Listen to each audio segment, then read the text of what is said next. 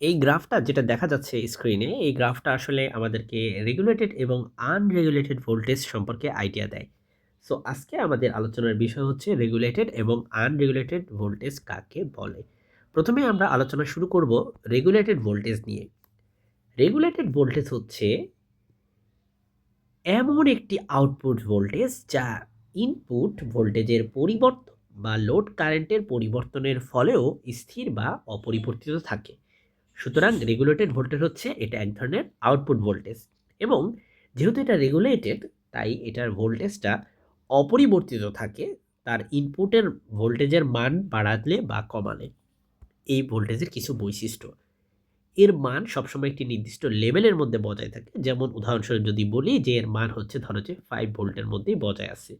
তোমরা যদি এই গ্রাফটার দিকে তাকাও তখন তোমরা এই ব্যাপারটা ক্লিয়ার হয়ে যাবে। রেগুলেটেড ভোল্টেজ, এই যে দেখো, মানটা কিন্তু স্থির।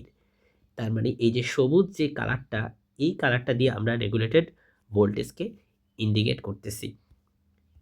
তারপর বলে দিচ্ছে এটি পাওয়ার সাপ্লাই সার্কিটে ভোল্টেজ রেগুলেটর আইসি ব্যবহার করে নিয়ন্ত্রণ করা হয়।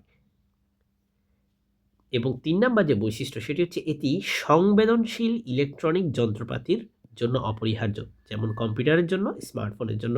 কারণ কম্পিউটার এবং স্মার্টফোনে যদি ভোল্টেজ আপ ডাউন করতে থাকে বারবার বারবার, তখন কিন্তু কম্পিউটার বা স্মার্টফোন এ ধরনের সংবেদনশীল যন্ত্র কিন্তু নষ্ট হয়ে যাবে।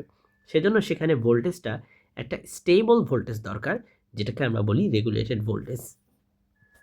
যদি তোমাকে জিজ্ঞেস করে রেগুলেটেড ভোল্টেজ কাকে বলে, হোপফুলি এটুকু তুমি লিখলে ইনশাল্লাহ ফুল মার্ক পাবা। এখন চলো আনরেগুলেটেড ভোল্টেজ নিয়ে আলোচনা করি। আনরেগুলেটেড ভোল্টেজ হলো এমন একটি ভোল্টেজ যার মান ইনপুট ভোল্টেজ বাড়লে বা কমলে পরিবর্তিত হয়।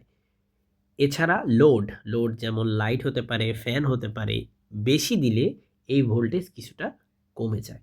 বৈশিষ্ট্য: এর মান স্থির থাকে না। ফার্স্ট অফ অল এটাই তো তার সংজ্ঞাতেই ছিল, বরং ইনপুট ও লোডের উপর নির্ভর করে উঠানামা করতে থাকে। এতে এসি থেকে ডিসি করার সময় কিছু নয়েজ বা রিপল থেকে যেতে পারে। সাধারণত চার্জার বা সস্তা পাওয়ার অ্যাডাপ্টারে এটি দেখা যায়, যেখানে ভোল্টেজ নিয়ন্ত্রণের জন্য আলাদা কোনো ব্যবস্থা থাকে না।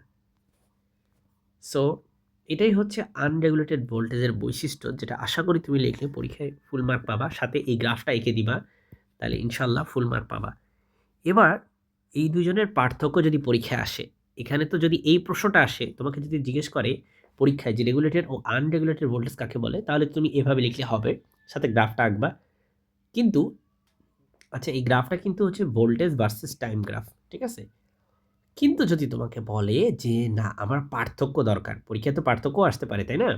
সেক্ষেত্রে তুমি এই পয়েন্টগুলো যদি লিখো ইনশাল্লাহ ফুল মার্ক পাবা।